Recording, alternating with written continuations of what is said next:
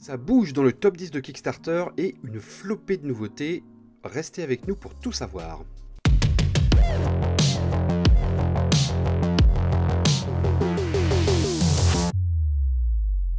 Bonjour à toutes et à tous et bienvenue dans le nouveau Kick Parade.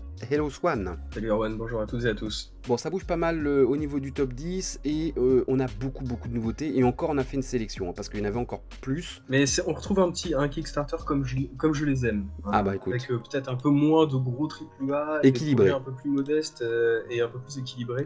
10e place, Into the Wild and Wild, Revised and Reprinted. Donc c'est un sourcebook pour jeu de rôle qui va vous emmener dans des contrées sauvages pour vous décrire des lores, des monstres.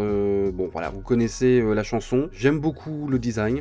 Là, je le dis clairement, direct. Beaucoup de noir et blanc, un peu design des monstres, je trouve très originaux. Moi qui me font rappeler un petit peu les légendes des indiennes, enfin américano-indiennes ou native american, je sais pas comment on peut dire. Enfin la conception, le design artistique de ce sourcebook est particulièrement séduisant. Mais évidemment, il n'y aura aucune VF. C'est ça, la communauté des rôlistes français n'est pas vraiment récompensée pour sa fidélité à Donjons et Dragons. Peut-être que ça viendra, hein, quand on voit le succès de telle campagne, peut-être que bientôt ça va se réveiller chez les éditeurs. Après, il faut aussi savoir que c'est quand même des licences qui sont un peu en train de... Il y a pas mal de changements à côté édition de jeux de rôle en France actuellement. Peut-être que ce sera repris. Mais c'est vrai que c'est très joli. Hein. 9e position, c'est également une entrée. On en avait parlé un petit peu dans les nouveautés il y a 2 semaines, je crois. C'est Kiwi Chowdown. Alors, c'est la suite d'un autre jeu qui s'appelait Chicken War Island. Je sais plus exactement dans quel ordre. Hein. Ou War Chicken Island, je sais plus. Donc là, vous allez incarner des kiwis qui vont se battre pour des kiwis. Donc des oiseaux kiwis qui vont se battre pour le fruit kiwi sur une île. C'est un jeu d'affrontement hein, assez sauvage, comme War Chicken Island, qui était avec des designs très rigolos, très cartoon, où c'était des poules qui se foutaient sur la tronche, mais la mécanique restait un vrai jeu d'escarmouche punitif et méchant, mais sauf qu'il y a beaucoup d'humour en plus. Le jeu en est à 90 000 €, 1637 contributeurs, et c'est sa dernière semaine. Il y aura une VF. Oui, c'est de la conquête de territoire et de l'affrontement entre joueurs. Alors si j'ai bien compris, c'est que tout le monde va interpréter des kiwis, mais des kiwis avec des capacités différentes, hein, ils vont venir chacun avec leurs propres actions, leurs propres plateaux, leur propre deck de cartes. Alors ça a l'air d'être assez asymétrique, c'est-à-dire que ça va au-delà de la blague en fait.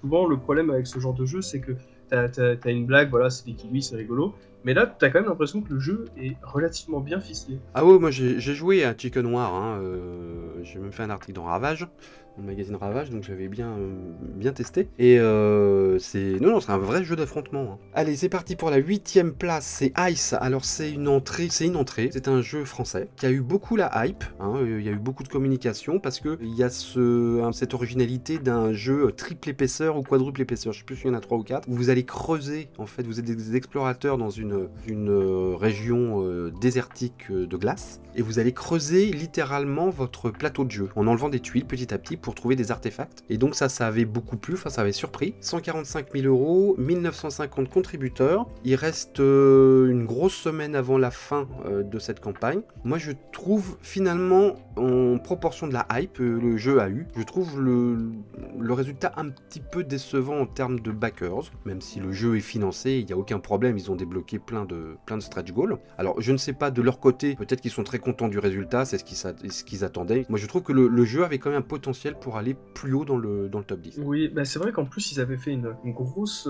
communication, notamment sur tous les réseaux propres au jeu en financement participatif, surtout les réseaux français, puisque comme tu le disais tout à l'heure, le jeu à la base c'est un jeu français. Donc c'est vrai que le public français a vraiment été mis à contribution. Il y a eu beaucoup de teasing, il y a eu des petites énigmes, il y a eu des histoires et tout qui sont racontées autour de ce jeu. Et c'est vrai que quand le jeu est sorti, il y a eu, on va dire, il y a une espèce de division des joueurs. Déjà parce que beaucoup de gens ont été un peu refroidis, on peut le dire, par le prix. Ouais. Après, c'est vrai qu'avec un tel matériel, un plateau qui est aussi particulier, etc., ils sont obligés de tout créer à partir de zéro. C'est-à-dire qu'ils peuvent pas. Il y a vraiment un matériel à créer de A à Z. Forcément, c'est des coûts qui sont forcément plus élevés. Et je sais qu'il y a eu aussi une petite déception par rapport à l'édition collector. Alors, moi, j'aime beaucoup hein, la boîte de l'édition collector. Je la trouve très joli.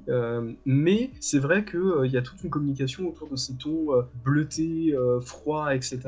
Et on se retrouve avec une boîte qui est finalement assez sombre. Et du coup, c'est vrai que ça avait été un petit peu mal reçu au départ. Alors, je crois qu'ils ont apporté des modifications depuis. Ils ont un peu redesigné la boîte. Donc, ça a eu une espèce de second souffle en cours de campagne. Hmm. Mais c'est vrai que ils sont un peu. Ouais, c'était un peu glissant au début. Ouais, ouais. Voilà. Il y a un solo, hein, pour les... Vous nous avez demandé hein, dans les commentaires si on pouvait indiquer s'il y avait des jeux solo. Il y a un solo pour ce jeu. Et tu parlais de prix. Dans les commentaires, hein, ils ont répondu, une manière de faire un peu d'économie sur le jeu, c'est que vous pouvez vous regrouper par 3 pour l'expédition du jeu. Ce qui vous fait vraiment effondrer le prix de port, en fait, de frais de port. 7ème position, Growing Season, Manage and Grow Your Own Farm. Il en est presque à 77 000 €, 1956 contributeurs, c'est fini, enfin ça finit samedi. C'est un petit jeu espagnol, c'est pour gérer votre ferme un peu à la Agricola, sauf qu'il y a moins de... c'est pas vraiment du placement d'ouvriers, c'est plus de la carte en fait. Hein. Bah oui, moi je trouve que c'est assez drôle parce que bon, c'est très inspiré du jeu qui a eu énormément de succès qui s'appelait Stardew Valley. Ils ont adapté aussi en jeu de plateau il y a pas si longtemps que ça. Mais c'est vrai que je m'étais toujours dit, notamment quand je jouais à ce style de jeu vidéo, que une adaptation en jeu de plateau et pas forcément en confrontation. Parce que c'est vrai qu'à Agricola, on se met un peu sur la tronche, gentiment, Oui, mais on oui, se met oui. un peu sur la tronche. Et c'est vrai que je m'étais toujours dit, tiens, en fait, un jeu de gestion, de ferme, de culture, etc., qui soit peut-être un peu moins, Moins agressif quoi. moins agressif, ça pourrait être assez intéressant. En plus, là, il y a la possibilité de jouer en solo. 6ème place, c'est une entrée, Paperback Adventure, a novel solo word game. Ce jeu, il en est à 122 000 €, 2248 contributeurs. Il reste une bonne quinzaine de jours avant la fin de la campagne. Il est vraiment, au début, on l'avait mis dans les nouveautés, puis il s'est glissé dans le top 10 en 2 jours. Il faut dire que c'est très alléchant, donc ce sont des livres dont vous êtes le héros, hein, finalement. J'aime beaucoup le design. Bah, moi, j'aime beaucoup le design pulp. Moi, ça me plaît beaucoup. Même les cartes, hein, il n'y a pas d'illustration dessus, mais on dirait des cartes d'un très très vieux jeu de plateau un peu usé. Je trouve que c'est vraiment super bien vu, c'est hyper homogène. Bon voilà, vous avez votre personnage, vous avez des points de vie, vous avez, bon bref, vous ramassez du loot, etc. Sauf que là, c'est du solo. Il y a quand même, les aventures ont l'air assez grosses. Hein. Vous avez plusieurs pledges avec, vous n'êtes pas obligé de prendre toutes les aventures. Voilà, bon, pas de VF, hein, voilà. C'est bien malheureux parce que moi j'aime bien le design des cartes, il me rappelle un peu une campagne qu'il y avait eu il y a quelques temps, c'était Mini Rogue, Ouais. qui avait été proposé par Nuts Publishing, qui avait repris un peu ce design un peu des vieux jeux de plateau aussi. Et je suis assez d'accord avec toi, c'est tout simple, c'est complètement naïf, mais moi ça marche complètement sur moi. Ah ouais, moi aussi. Le système de petits plateaux en plastique pour calculer les points, etc., pouvoir avoir une espèce de suivi du personnage, plutôt que de passer par une application, je trouve que c'est bien vu. Voilà, typiquement, c'est le genre de campagne où je regrette qu'il n'y ait pas de VF, parce que vraiment, Ah je ouais. trouve que ça a de la gueule, quoi. Ça a vraiment de la gueule, hein. Ça a l'air super bien. Ouais, que j'aimerais bien. J'avoue que bon, mon niveau d'anglais n'est pas mauvais, mais à chaque fois, je suis toujours un peu intimidé, mais j'avoue que je réfléchis. Moi, c'est pareil. Enfin, j'ai pas de problème avec l'anglais. Hein. Je me tape des bouquins de Donjons et Dragons en anglais, mais après, c'est plus fatigant, quoi. T'as un peu plus la flemme de t'y plonger parce que c'est pas ta langue naturelle, évidemment. Mais oui, les éditeurs français, on vous attend, on veut des livres dont vous êtes le héros. Hein. Vraiment, je suis sûr que vous trouverez votre public. C'est le marché à saisir actuellement, là, si vous voulez être à la pointe. 5ème position, c'est Shy. Shy, il est monté de 4 places. Donc ce petit jeu sur la gestion de production de thé, il y a un solo. C'est un jeu qui progresse. Après, c'est vrai qu'au niveau des stretch goals, on est un petit peu sur quelque chose d'assez classique. C'est du matériel qui vient de s'ajouter en plus. Alors juste, on précise effectivement, on va essayer de le faire maintenant systématiquement. Il y a aussi un solo pour ce joueur-là. C'est pas forcément à deux joueurs. Il en est presque à 100 000 €. Il flirte avec les 2990 contributeurs. Il reste pas mal de jours, donc je pense qu'on va le retrouver la semaine prochaine, hein, de toute façon. 4ème place, c'est Mini Quest Adventure, The Board Book Game. 95 000 €, 3661 contributeurs. C'est sa dernière semaine. Ça fait 2 fois qu'on en parle, hein, c'est pareil. Jeu Dungeon Crawler inspiré des jeux vidéo vintage. Bon, là, on peut quand même souligner qu'ils ont débloqué des figurines à la place des standees qui étaient proposés dans les stretch goals. Donc là, maintenant, les personnages auront leurs figurines qui sont Enfin, en tout cas, bon, là, c'est difficile de se rendre compte, hein, mais je les trouve pas exceptionnels non plus. Bon, après, le jeu n'est pas très cher, hein. Moi, ça me laisse un peu de marbre. Et c'est dommage, parce que je trouve que l'idée de base est plutôt originale. Troisième place de ce Kick Parade, c'est Mosaic Story of Civilization, 365 000 €, 3757 contributeurs. Il reste une grosse quinzaine de jours avant la fin. Beau succès. Après, c'est le style de jeu qui fonctionne sur Kickstarter, c'est-à-dire du jeu avec beaucoup de matériel, assez expert, qu'on va pas forcément retrouver dans les boutiques, ou en tout cas avec autant de composants dans les boutiques. Puis le jeu de civilisation, ça marche toujours. S'il est bien fait, s'il est bien amené, ça fonctionne, c'est un genre qui est à la mode. 365 000 €, 3757 contributeurs, c'est un beau succès pour Mosaic, hein. En plus, il va monter, hein, parce qu'il reste, voilà, il reste du temps, hein. Alors aussi, bah, on précise, mais voilà, il y aura un mode solo, et le mode solo, il est fait par un designer donc, qui s'appelle David Turkzy, donc il est surtout connu pour avoir fait Anachronie dernièrement. Au-delà du jeu de civilisation à plusieurs, le mode solo sera vraiment un mode de jeu à part entière, avec son propre designer derrière. Moi, je suis pas très fan des jeux solo à base d'automat. Je trouve que assez vite, on a un peu l'impression de jouer deux parties. Enfin, moi, j'arrive pas à me lancer pleinement là-dedans. Et des fois, t'as des jeux comme ça qui vont réussir à trouver le petit truc qui fait que, en fait, on va pas du tout sentir ce système d'automat. Moi, j'aime beaucoup, par exemple, le mode solo de The Great Race, que je trouvais assez réussi. Mais parce que justement, ils avaient fait appel à quelqu'un d'extérieur pour apporter son expertise là-dessus. Qui n'est pas dans la version boutique. Et là, oui, il ne sera pas dans la version.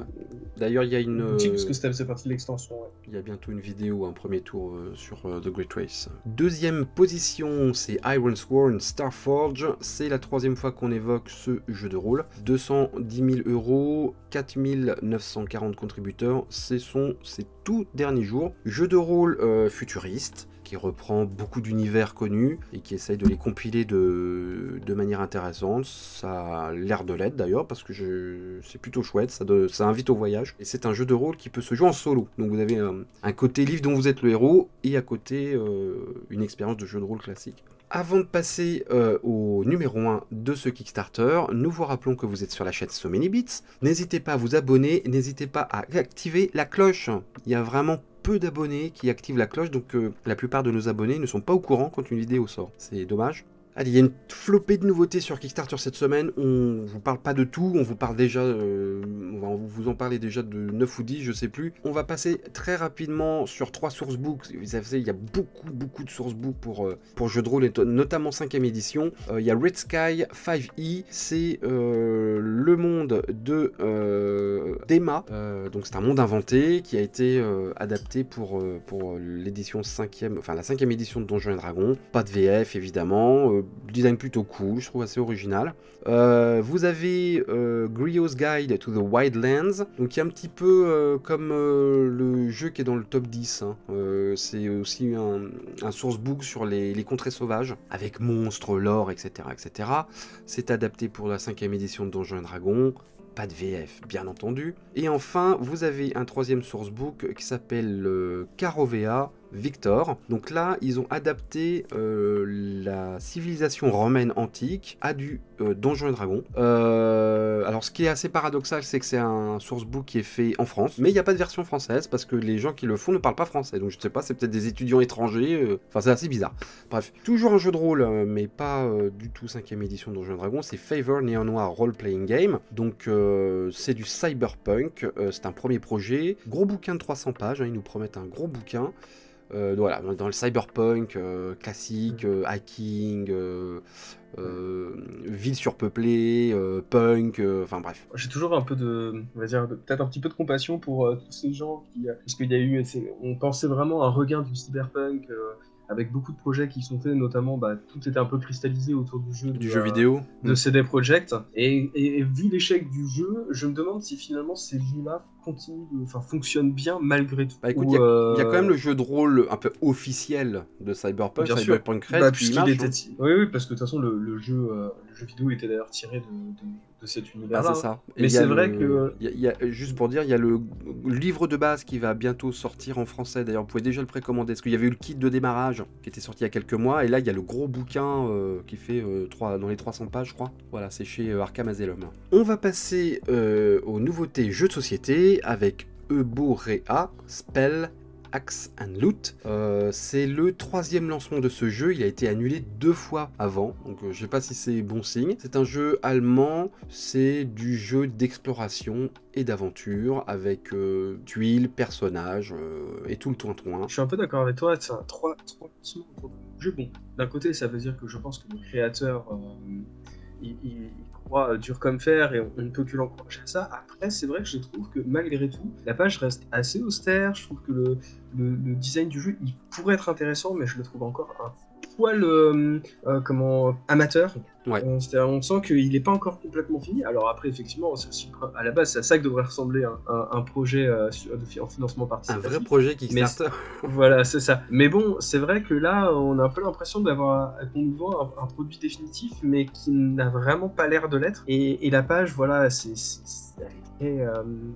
elle est très triste, elle est très pauvre. Nouveauté également, c'est Murder Bunnies, The Killer Card Game. Alors là, c'est du bon jeu américain, bien agressif, bien cartoon, bien over the top. Ouais. Donc vous allez incarner des lapins qui vont s'entretuer pour gagner des carottes, donc c'est un jeu de cartes. Ouais. C'est un premier projet. Le designer vient du jeu vidéo. Je sais que sa femme, qui l'aide beaucoup dans le projet, vient du monde du merchandising. Donc tout cela, alors là c'est vraiment le contraire du projet précédent, est très bien vendu, très bien pensé. Et le jeu a l'air ma foi assez rigolo. Buru! Ah, Buru, tu voulais parler de Buru. Alors ça c'est plus ambitieux ça. Hein. Ça c'est un vrai bon gros jeu de société, d'exploration, avec un mode solo. La particularité c'est que vous allez des explorateurs qui vont aller sur une île indonésienne, mais il va pas falloir conquérir cette île, il n'y a pas cet esprit colonial. Au contraire, il va falloir se faire accepter par la population et s'intégrer à la population pour gagner ce jeu. Donc je trouve que c'est une belle idée. C'est une belle idée. D'ailleurs, tous les designs ont été faits par un artiste indonésien. Il joue à fond la carte locale, à tel point que tu peux gagner une pièce d'antiquité quand tu pledges le jeu. Mais qu'est-ce que c'est que ce bordel, quoi? C'est vrai que c'était un peu la question qu'on se posait. Alors peut-être que certains d'entre vous ont la réponse. Hein. Et effectivement, moi, ça me semble assez étrange de proposer... Alors c'était pour les premiers backers, hein, si tu backais dans les 48 premières heures, tu reçois une pièce antique, hein, donc certifiée. Une pièce de monnaie. Hein. Voilà, une pièce de monnaie certifiée, retrouvée dans des fouilles sur l'île de Java, etc. Et quand même, tout ce qui est contrôle de l'archéologie, surtout aujourd'hui, quand on voit les nombreux pillages et les nombreuses appropriations culturelles, etc., à droite à gauche, ça me semble assez surveillé. Donc, je sais pas, on se posait la question de est-ce que c'est vraiment éthique de faire ça? Est-ce qu'ils ont une véritable autorisation? Est-ce que ça risque pas de leur retomber dessus? Je ne sais pas. En tout cas, c'est assez étrange comme proposition, je trouve. Également nouveau sur les étagères de Kickstarter, c'est Outward Realms. Là, on est également dans l'Améritrash, comme les Bunnies, là. Sauf que là, c'est du jeu de figurines. Alors là, c'est du vrai jeu d'escarmouche de figurines, avec beaucoup de boîtes, à tel point que je trouve la page très embrouillée. Vous avez quasiment un pledge par boîte, et vous avez plein de boîtes avec des factions. Je trouve que c'est bordélique.